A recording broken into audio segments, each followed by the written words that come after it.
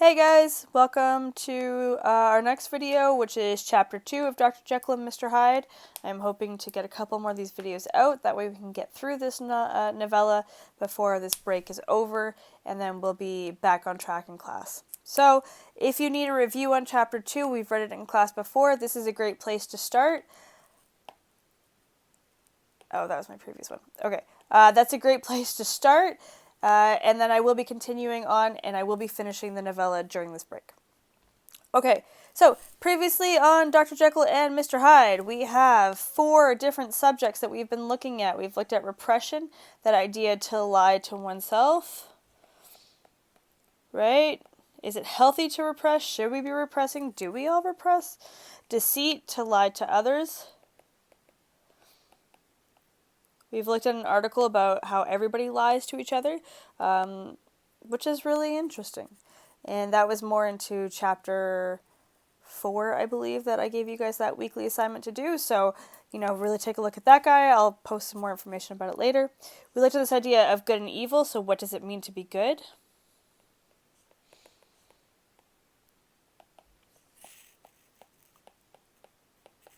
And friendship. How far will you go to help a friend?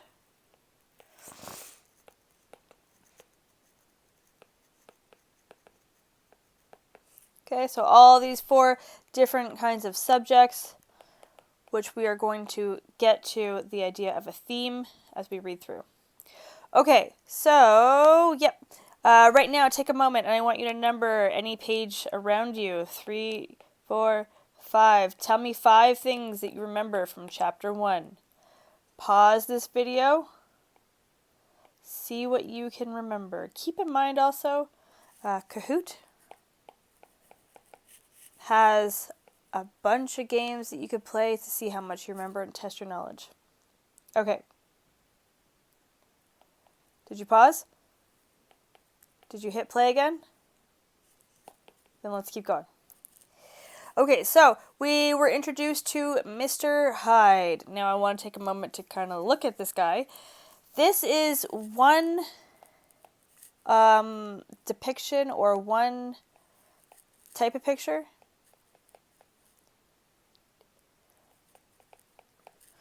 Don't know if I spelled that right. That's fine. One depiction or one picture or one artist's idea of what Mr. Hyde possibly looks like. Okay, so this is a possibility,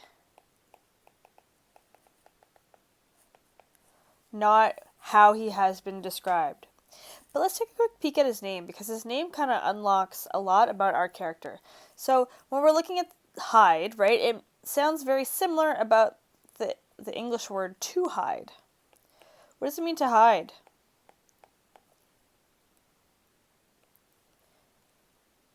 Okay, I'm hoping you said something along the lines of to not show yourself, or to not show yourself or something, to make others so they cannot see or be around this person or thing. Great, we want to cloak ourselves in a way from what other people can see. So this is what it means to hide. So why do you think that Stevenson, our author, named his main character Mr. Hyde?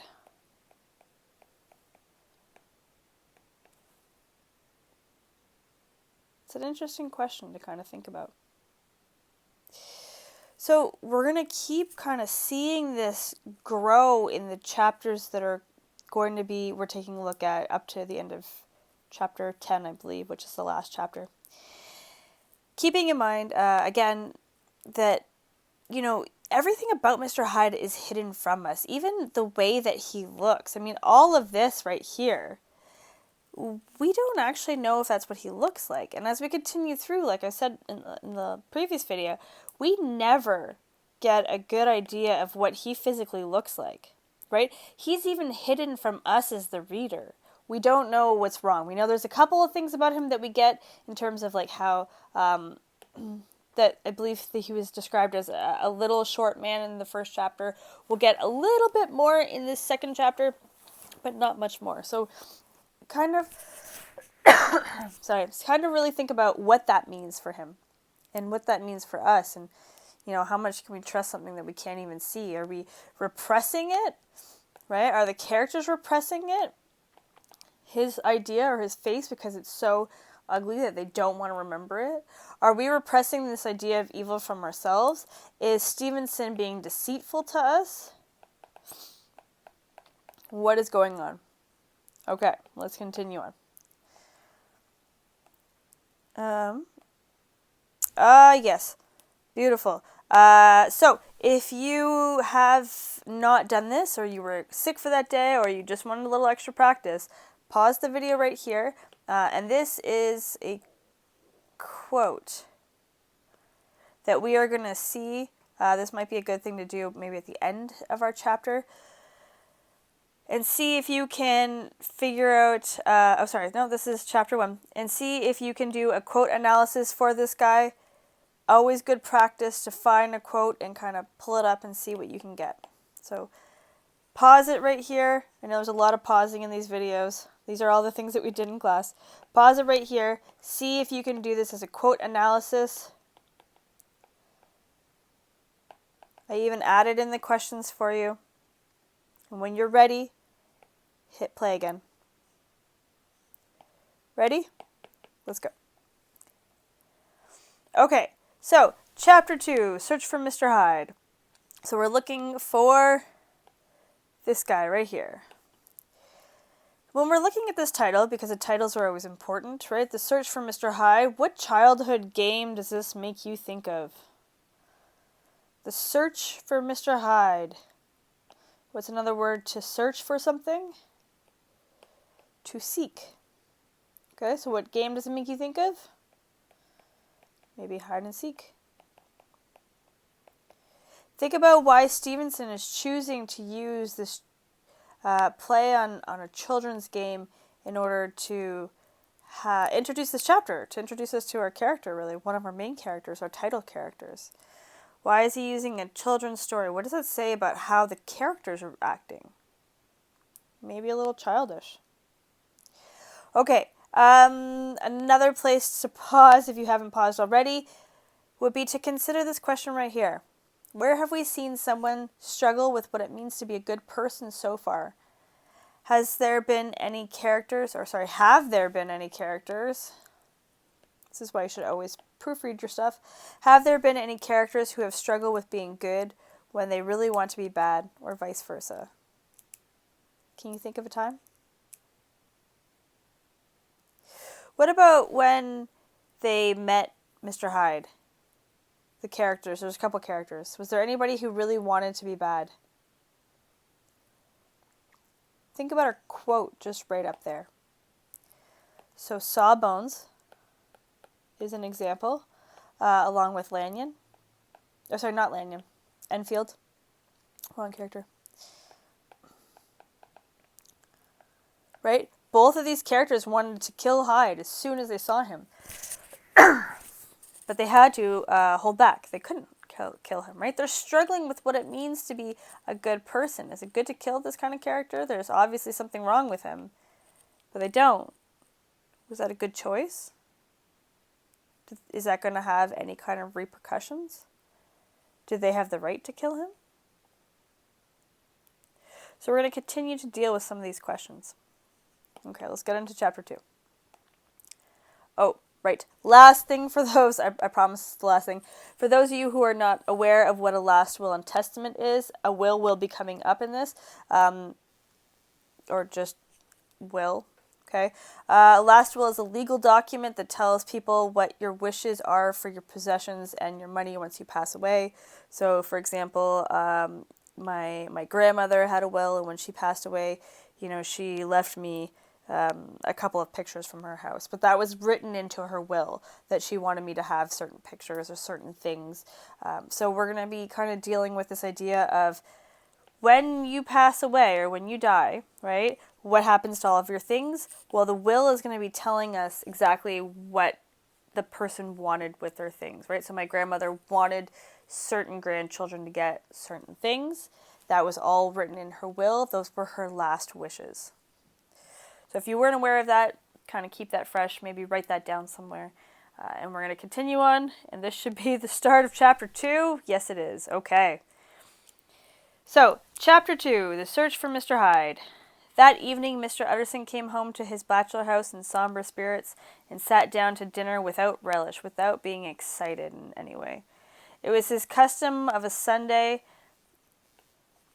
when the meal was over, to sit close by a fire, a volume of some dry divinity on his desk. When we're talking about dry divinity, we're talking about things like the Bible. And what do you think that tells us? Sorry, that's not Jekyll, it's Utterson.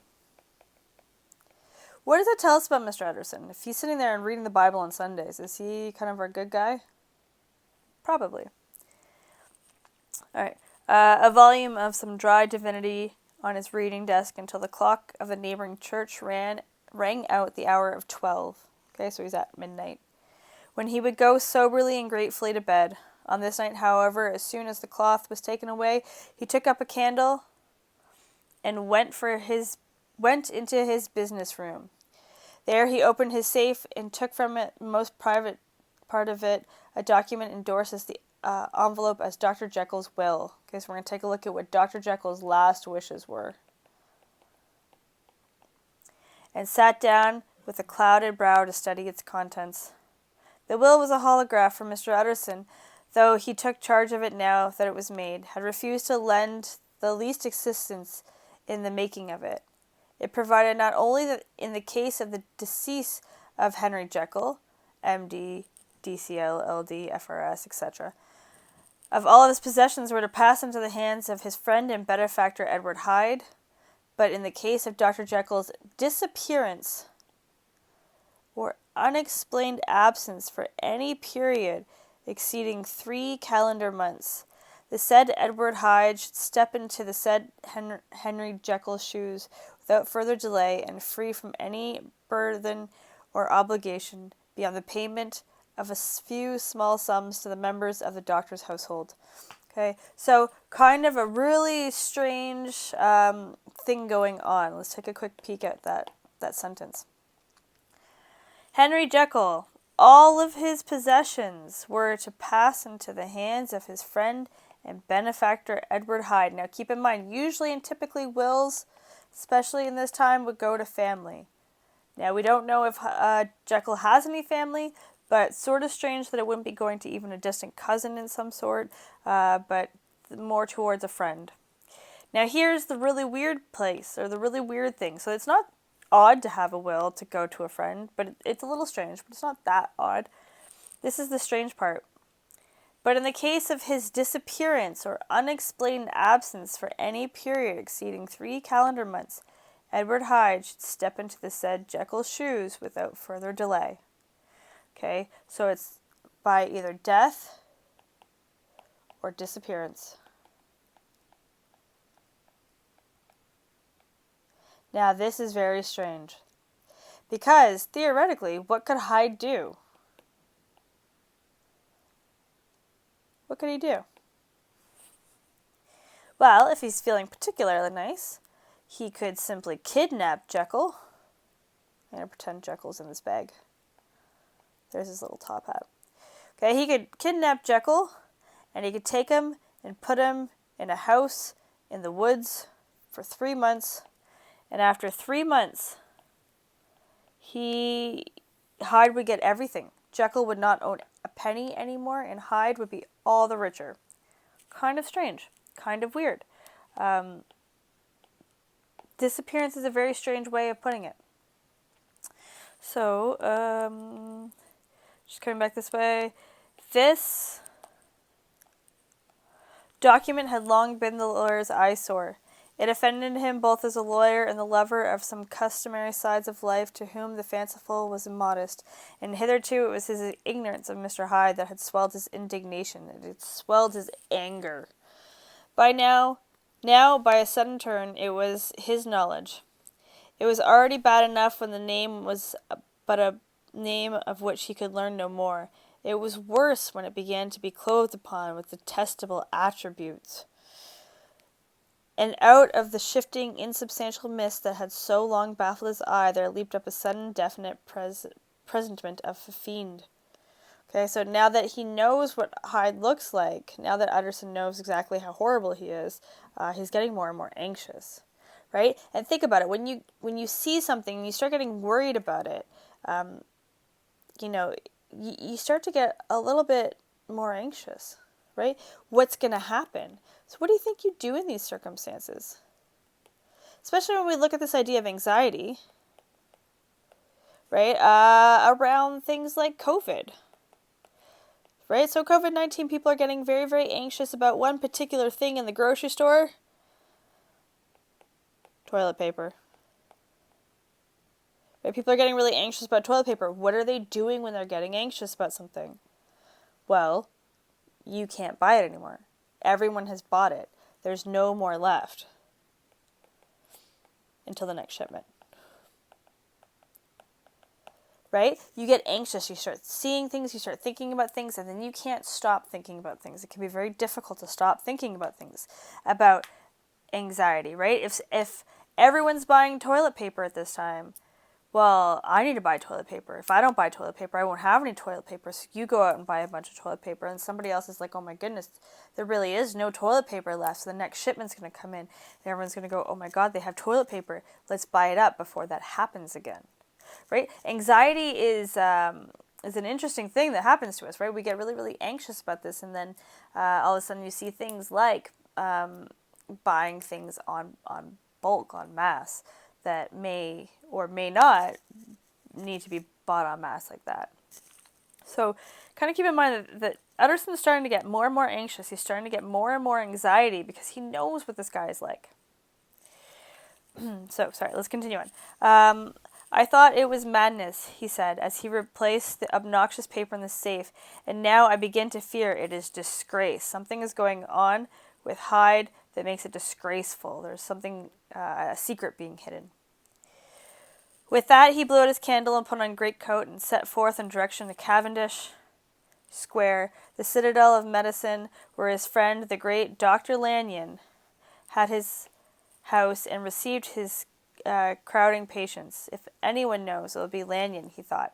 So we're going to be introduced to a new character. This is going to be a best buddy. So think about it. They were like really young kids. We'll give them a tiny little top hat, right? So there would have been Utterson. They would have been School. There is Jekyll. And there is Lanyon. Okay, so all of these guys would have been at school together. They're best buddies. The solemn butler knew and welcomed him. He was subject to no stage of delay, but ushered direct from the door to the dining room where Dr. Lanyon sat alone over his wine. This was a hearty, healthy, dapper, red-faced gentleman with a shock of hair, prematurely white, and a boisterous and decided manner. Okay, so we get a good picture of what Lanyon's like. He's just a really happy kind of guy. At sight of Mr. Utterson, he sprang up from the chair and welcomed him with both hands. The geniality, as was the way of man, was somewhat theatrical to the eye, but it reposed on genuine feeling. Right? So they're happy to see each other. It might look over the top, but they really are happy to see each other. It's genuine. For those were old friends, old mates, both at school and college, both through respecters of themselves of each other, and what does not always follow, men who thoroughly enjoyed each other's company. Okay? Best buddies. After a little rambling talk, the lawyer led up to the subject which so disagreeably preoccupied his mind. I suppose, Lanyon, he said, you and I must be the two oldest friends Henry Jekyll has. I wish the friends were younger, chuckled Dr. Lanyon. But I suppose we are, and what of that? I see little of him now. Indeed, said Utterson, I thought you had a bond of common interest. We had, was the reply, but it is more than 10 years since Henry Jekyll became too fanciful for me.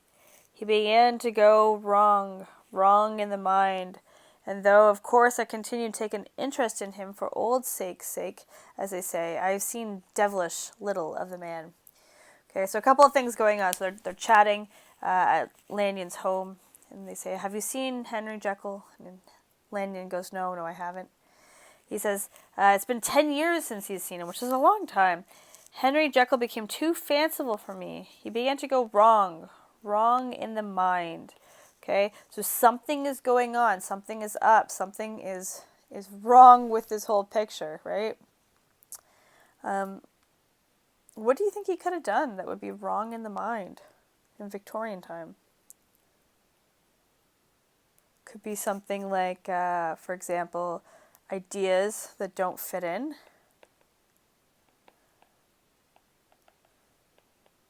Especially with the idea of the church at this time, right? Science and the church are battling it out. There's a lot of questions of morality of what scientists can do that the church has denied, or they're fighting over it. It could be things like mental health, right? At this time, people who were mentally not healthy were considered to be having improper, maybe they call them humors of the body, or that was Elizabethan time. They would have had improper kind of something wrong with their body, or it could be that they were plagued by demons, right? There's a lot of things kind of going on with this idea of mental health. And if you were mentally unhealthy, you were not well at this time, and so people might think that you were wrong in the mind. And it's really interesting that we see this idea. I've seen devilish little of the man. There's lots of ways of saying how little you've seen, but it's almost, we're invoking this idea of it's a sin how little he's seen his friend. That there is something inherently wrong about the fact that Lanyon is not checking up on Jekyll. Lanyon and Jekyll's friendship, right? It's a sin how much their friendship has come across. But it's interesting how, we have this idea of devilish, and the devil keeps popping up. So think about why Stevenson is using, why Stevenson is using this imagery.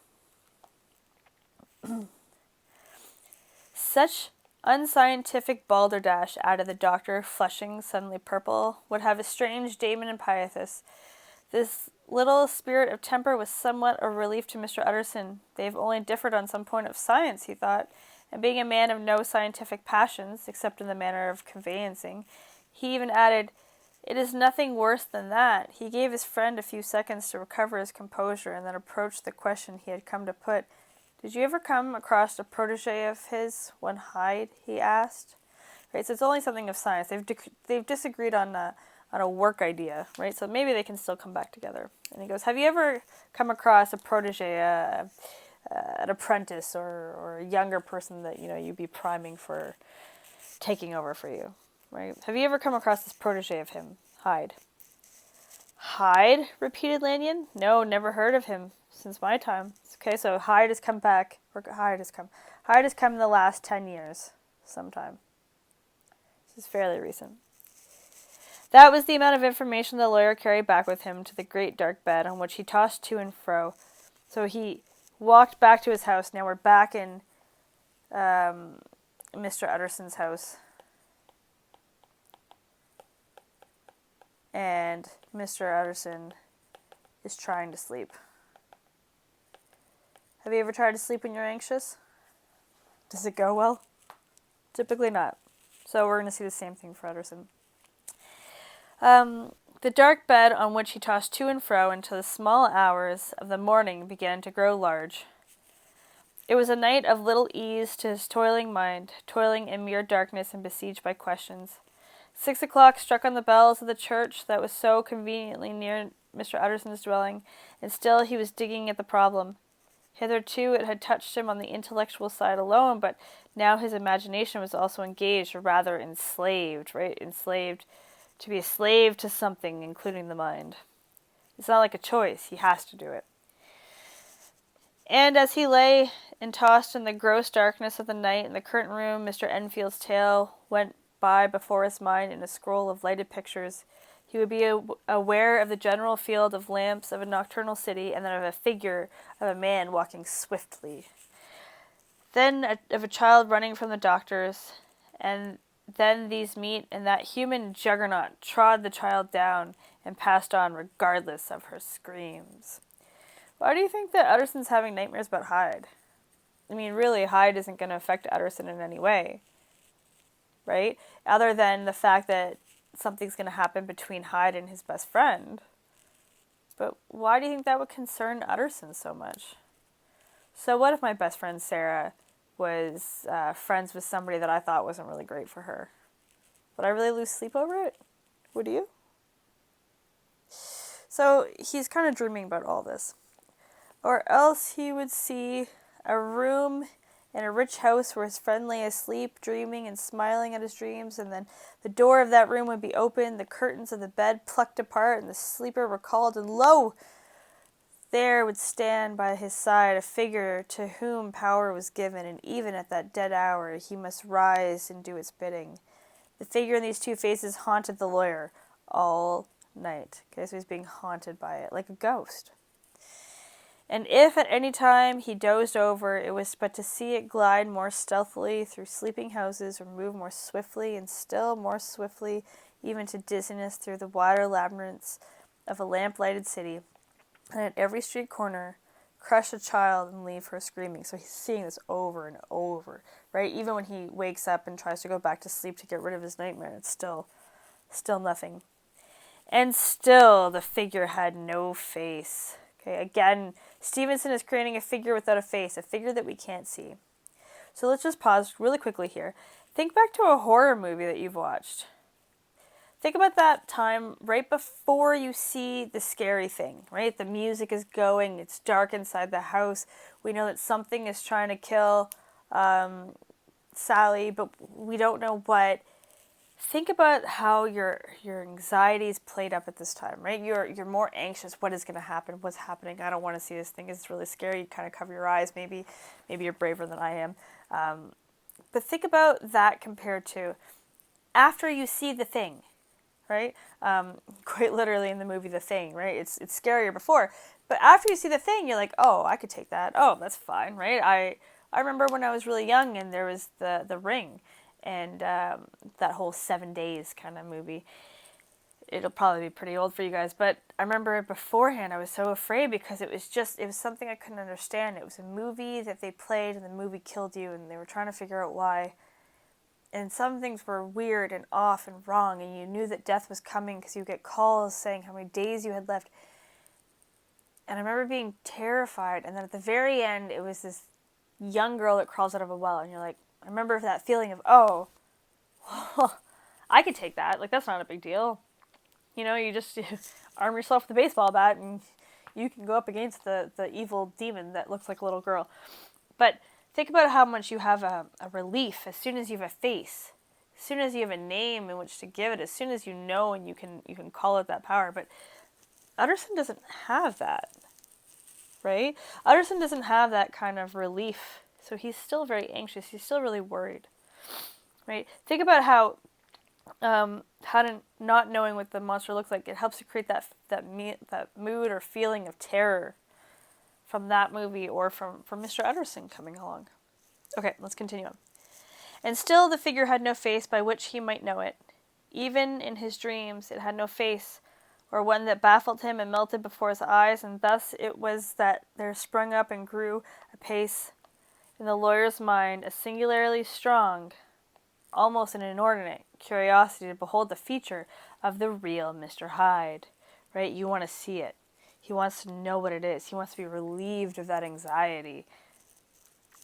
If he could but once set eyes on him, he thought the mystery would lighten up and perhaps roll altogether away, as was the habit of mysterious things when well examined. He might see a reason for his friend's strange preference or bondage, call it what you please, and even for the startling clause of the will. At least there would be a face worth seeing, the face of a man who was without the bowels of mercy, a face which had but to show itself to rise up in the mind of the unimpressionable Enfield, a spirit of enduring hatred. From that time forward, Mr. Utterson began to haunt the door of the by-street shops. Okay, so at this point we have Utterson, where now Mr. Utterson has gotten up. This is a new day. And he is going to keep an eye out. That's my really horrible magnifying glass. He's going to keep an eye out and try to look for Mr. Hyde. Right. In the morning, before office hours, at noon when business was plenty and time scarce, the night under the face of the fogged city moon, and by all the lights and all the hours of solitude or concourse, the lawyer was to be found at his chosen post. So, this is a great extent to which Utterson is going for his friendship. Maybe his curiosity. Maybe he's repressing something. I don't know. But he's taking these big measures, right? It's the middle of the day when there's lots of work and you can't even spare time. But Utterson's out there looking for Hyde. If he shall be Mr. Hyde, he had thought, I shall be Mr. Seek. Right? We have this again, this call to like a childhood game. So think about what this is saying about the character. And at last his patience was rewarded. It was a fine dry night, frost in the air, the streets as clean as a ballroom floor, the lamps unshaken by any wind, drawing a regular pattern of light and shadow. By 10 o'clock, when the shops were closed and the by-street was very solitary, and in spite of the low growl of London from all around, very silent. So we have 10 p.m., right? It's 10 o'clock. Small sounds carried far. Domestic sounds out of the houses were clearly audible on either side of the roadway, and the rumor of the approach of any passenger preceded him by a long time. Mr. Utterson had been some minutes at his post when he was aware of an odd, light footstep drawing nearer. In the course of his nightly patrols, he had long grown accustomed to the quaint effect which the footfalls of a single person, while he is still a great way off, suddenly spring out distinct from the vast hum and clatter of the city. He's been on this patrol and he's been on this street corner so long, he knows what people's footsteps sound like. That's a lot of attention. That's a lot of dedication. Think about that. Yet his attention had never before been so sharply and decisively arrested, and it was with a strong superstitious prevision of success that he withdrew into the entry of the court. The steps drew swiftly nearer and swelled out suddenly louder as they turned to the end of the street. The lawyer, looking forth from the entry, could soon see what manner of man he had to deal with. Okay, we're going to get a little description of Hyde. He was small and very plainly dressed, and the look of him, even at a distance, went somehow strongly against the watcher's inclination. Okay, so even at a distance, we can tell there's something wrong. But he made straight for the door, crossing the roadway to save time, and as he came, he drew a key from his pocket, like one approaching home. So Mr. Hyde's comfortable with this, right? He's going up as if this is his home. Mr. Utterson stepped out and touched him on the shoulder as he passed. Mr. Hyde, I think. Mr. Hyde shrank back with a hissing intake of the breath. Think about this idea of hissing intake. What kind of animal hisses? What kind of... It's an animal that lives on the ground. We don't really have rattlers here so much. Okay, a snake. A snake is an animal that would hiss, right? Think about kind of what does it represent. Think back, especially, again, considering this book was written in Victorian time, we would have a lot of images of the Bible. What kind of image in the Bible is this? Anyone needs to know your stories of Adam and Eve. In the story of Adam and Eve, who is the snake? If you guessed that it was the devil, or if you knew it was the devil, you're right. Okay, if you're new to this religion, or if you haven't really heard too much of this, like the finer points of the Bible, that's fine. Just know that at this point that Stevenson would have been thinking that his audience would know that the idea of a snake is the devil himself. Okay, and so we're kind of getting this hint towards that Hyde is has devil-like qualities to him. And this is something that Stevenson would assume that his audience would be able to easily kind of pull out, because they would have been like Utterson. They would have been reading the Bible on Sundays, right? So just kind of keep that in mind, that the idea of snakes is equated to the idea of the devil, which again evokes this idea of evil. Okay, so that's about as much as you'll really need to know in terms of how much Bible imagery we'll get with this story. But if you're not aware of it, make sure you just kind of take a note of it here. All right, let's continue back here. Mr. Hyde shrank back with a hissing intake of the breath. But his fear was only momentary, and though he did not look the lawyer in the face, he answered coolly enough, "That is my name. What do you want?" "I see that you're going in," returned the lawyer. "I am an old friend of Dr. Jekyll's, Mr. Utterson of Gaunt Street." Right? "Mr. Utterson, I live on Gaunt Street." "You must have heard my name, and meeting you so conveniently, I thought you might admit me. I thought you might let me in." "You will not find Jekyll. He is from home," replied Mr. Hyde, blowing in the key. And then suddenly, but still without looking up, "How did you know me?" he asked. "On your side," said Mr. Utterson. "Will you do me a favor?" "With pleasure," replied the other. "What shall it be?" "Will you let me see your face?" Right? He wants to leave that anxiety, that fear, by seeing the evil. When you see the evil, the fear tends to go away, or it's more manageable. You know what you're dealing with. So, "Will you let me see your face?" asked the lawyer. Mr. Hyde appeared to hesitate, and then, as if upon some sudden reflection, fronted about with an air of defiance, and the pair stared at each other pretty fixedly for a few seconds. "Now I shall know you again," said Mr. Utterson. "It may be useful." "Yes," returned Mr. Hyde. It is as well we have met, and apropos, you should have my address. You should know where I live." And he gave a number of a street in Soho. Right? So he lives somewhere else. Good God, thought Mr. Utterson, can he too have been thinking about the will? But he kept his feelings to himself and only grunted in acknowledgment of the address. "And now," said the other, How did you know me?" "By description," was the reply. "Whose description?" "We have common friends," said Mr. Utterson. "Common friends?" echoed Mr. Hyde, a little hoarsely. "Who are they?" "Jekyll, for instance." "He never told you?" cried Mr. Hyde, with a flush of anger. "I did not think you would have lied." Think about what the tone is here, right? So Utterson's faced that evil. What is the tone with which these two are having this exchange or this conversation? "Come," said Mr. Utterson, "that is not fitting language." The other snarled aloud in a savage laugh, and the next moment, with extraordinary quickness, he had unlocked the door and disappeared into the house. Right? We're getting this kind of almost animal imagery about how he is snarling, and it's savage, right? This kind of, he's trying to say that this person isn't even, he's not human. The lawyer stood a while when Mr. Hyde had left him, the picture of disquietude, right? The picture of being uneasy. Then he began slowly to mount to the street, pausing every step or two and putting his hand to his brow like a man in a mental perplexity, like somebody who is really unsure of what they just saw. The problem he was thus debating as he walked was one of a class that is rarely solved. Mr. Hyde, okay, this is going to be the best description we're going to get of him.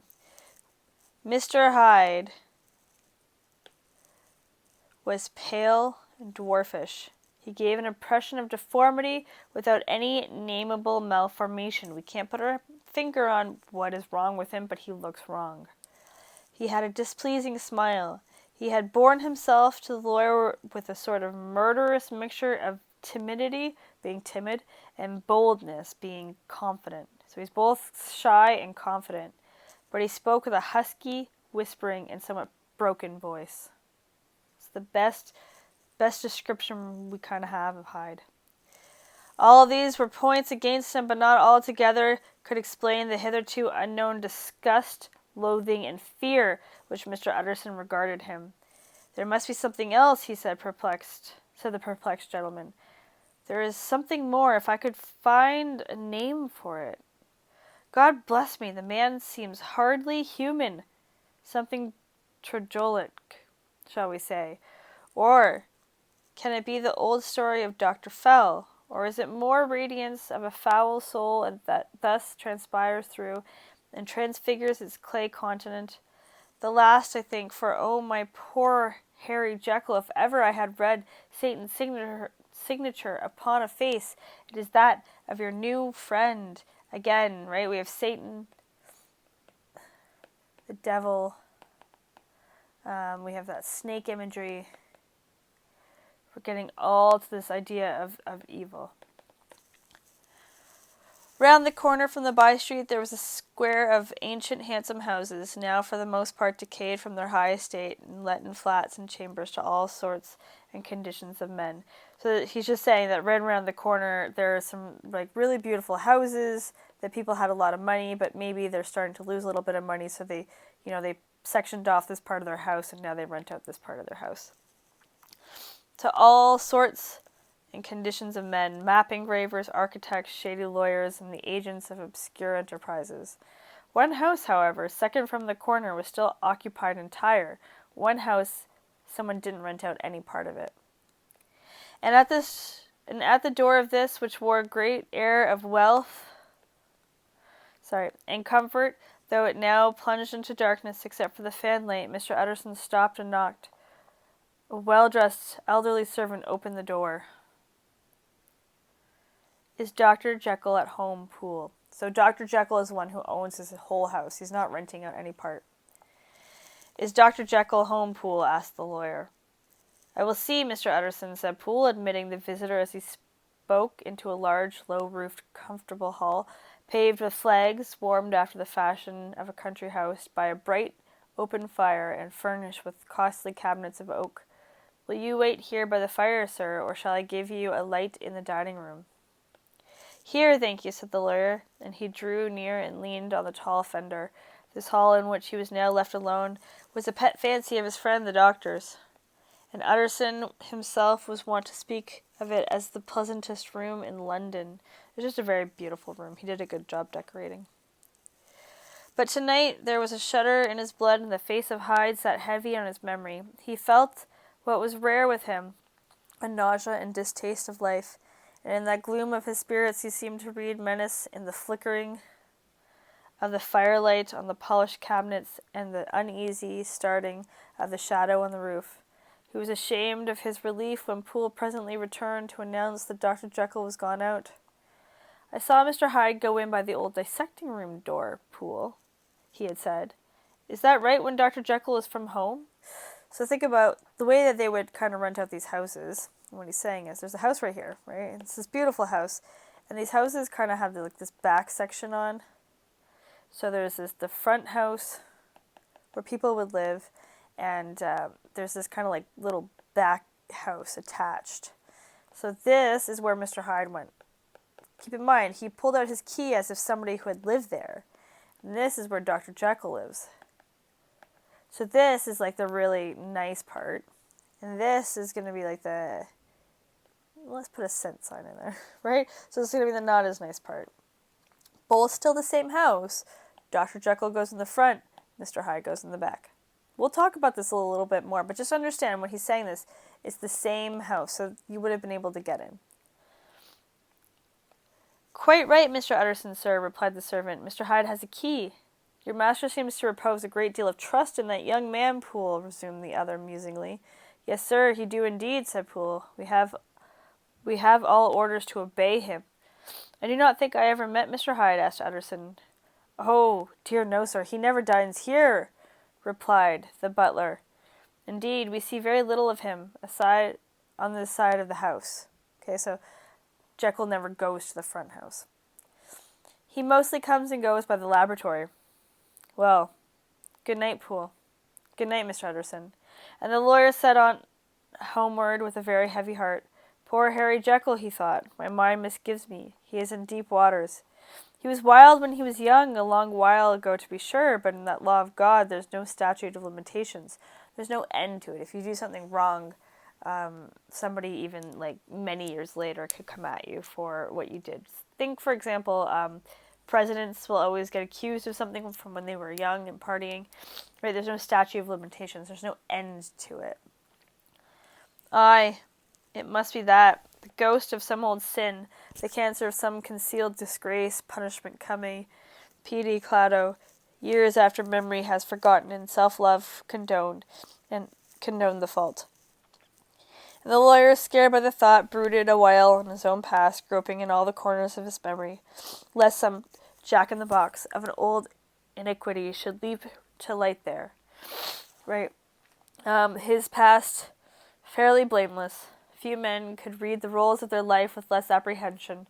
Yet he He was humbled to the dust by the many ill things he had done, and raised up again into a somber and fearful gratitude by the many that he had come so near to doing. Right, so Mr. Utterson feels lucky that he didn't do anything crazy in his past, yet avoided.